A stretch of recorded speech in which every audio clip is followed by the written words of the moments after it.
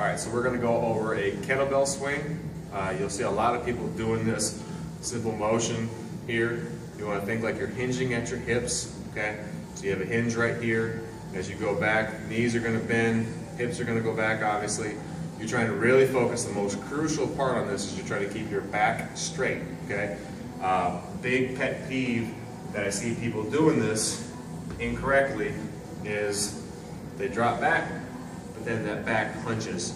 And they're here, coming down with that hunching back. And that is putting an insane amount of pressure all the way down that spine, and you're pretty much begging to have a slip disc. So make sure your trainer is watching your form. This is one of the most important ones. If they're not singling you out and saying straighten that back, at least look in the mirror and make sure you're doing this properly.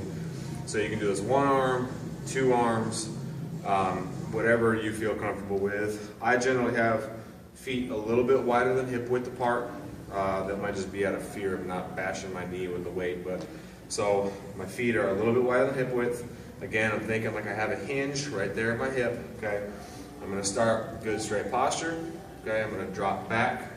What you want to do from here is think about your glutes primarily, also your hamstrings, and that entire posterior chain all the way up your back, firing and squeezing into that. As you do that, you're bringing this up. You want to come about eyeball level, chest level, possibly even as high as forehead, but you don't want to be coming all the way up. To the best of my knowledge, it doesn't provide much more benefit, and if you're using two hands like this, it's actually going to put kind of a funky amount of stress on the shoulder joint. So properly doing this here, there, back. Like I said, my hips are on a hinge. I'm up and down. Really focus on squeezing the glutes.